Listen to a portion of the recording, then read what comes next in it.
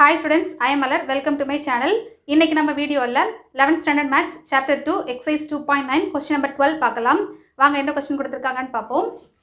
Resolve the partial fraction 7 plus x divided by 1 plus x 1 plus x square. Okay.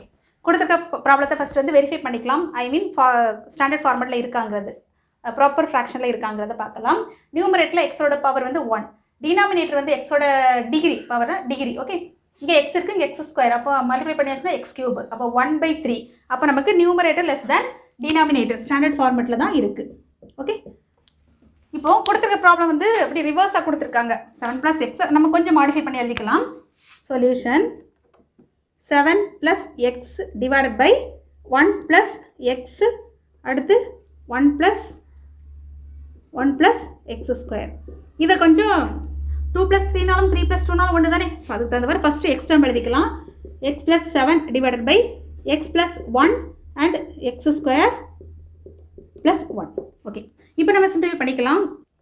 x + 7 divided by x + 1 and x square + 1. இது first என்ன டைப்புங்கிறத first பார்க்கலாம்.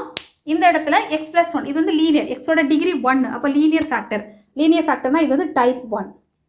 Okay, x square + 1 இது வந்து quadratic equation, இருபடி சமன்பாடு. அப்படின்னா type 3. இப்போ நம்ம எழுதிக்கலாம். டைப் 1 நம்ம எப்படி எழுதுவோம்?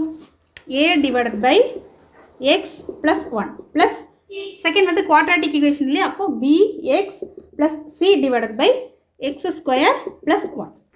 நெக்ஸ்ட்டு லெஃப்ட் சைடு அப்படியே எழுதிக்கலாம். x + 7 divided by x + 1 and x square + 1 equal to, ஆக்சுவலாக இதை தான் நம்ம எக்ஸ்பெண்ட் பண்ணியிருக்கோம் இல்லையா. ஸோ இதே டேர்ம் தான் நமக்கு இங்கே வரும்.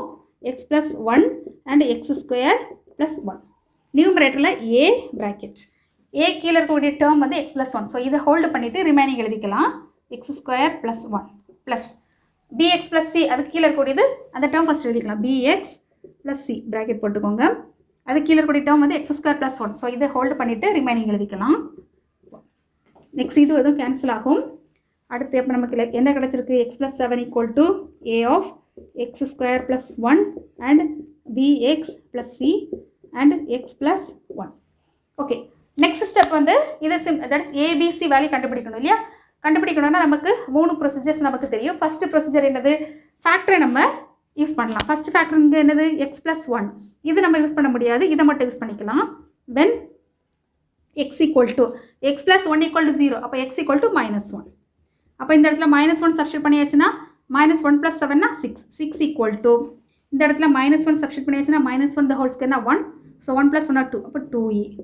இந்த இடத்துல இது 0 ஆயிரும் இல்லையா. இந்த டேர்ம் வந்து 0 ஆயிரும். அப்போது கட் பண்ணியாச்சுன்னா நமக்கு 3 கிடைக்கும். a = 3. அடுத்து நெக்ஸ்ட் ஸ்டெப் வந்து இது அவ்வளோதான், ஃபேக்டர் அவ்வளோதான், அதோட கம்ப்ளீட்டட். ஸோ ஃபஸ்ட்டு ப்ரொசீஜரில் நமக்கு ஏ வேல்யூ மட்டும் தான் கிடச்சிருக்கு. Remaining B and C value கண்டுபிடிக்கணும். அப்போ செகண்ட் ப்ரொசீஜருக்கு நம்ம ஷிஃப்ட் ஆகலாம். செகண்ட் ப்ரொசீஜர் என்னது? ஈக்குவேட்டிங் மேக்ஸிமம் டிகிரி என்னன்னு பார்க்கலாம். இங்கே எக்ஸ் ஸ்கொயர், இங்கே எக்ஸ் இன்ட்டு எக்ஸ்னா எக்ஸ் ஸ்கொயர். அப்போ எக்ஸ் ஸ்கொயர் தான் இருக்குது. Equating x square coefficient on both side.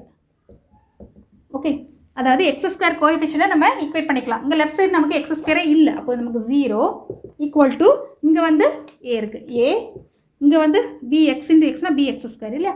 அப்போ b டேர்ம். இப்போ நம்ம ஏயோட வேல்யூ 3 இல்லையா, சப்ஸ்டிட் பண்ணலாமா? 0 = a வேல்யூ வந்து 3 + b. அப்போ b = -3. ஓகே, இப்போ நமக்கு ஏயோட வேல்யூ இருக்குது, b வேல்யூ இருக்குது, c வேல்யூ நமக்கு இல்லை. அப்போ ப்ரொசீஜர் 2ல் நமக்கு ஒரு வேல்யூ தான் கண்டுபிடிக்க முடிஞ்சது. நெக்ஸ்ட் ப்ரொசீஜர் 3க்கு ஷிஃப்ட் ஆகலாம். 3ங்கிறது வேறு ஒன்றும் இல்லை. எக்ஸுக்கு நம்ம ஏதாவது ஒரு வேல்யூ சப்ஸ்டிட் பண்ண போகிறோம். ஏதாவது ஒரு வேல்யூங்கிறப்போ 0 பாசிபிளான்னு பார்க்கலாம். ஆல்ரெடி நம்ம -1 எடுத்துட்டோம். ஸோ -1 நம்ம ரிமைனிங் அகைன் எடுக்க முடியாது. ஸோ நம்ம 0 சப்ஸ்டிட் பண்ணலாம். 0ங்கிறது நம்ம சாய்ஸ் தான். அவர் சாய்ஸ் எழுதிக்கோங்க.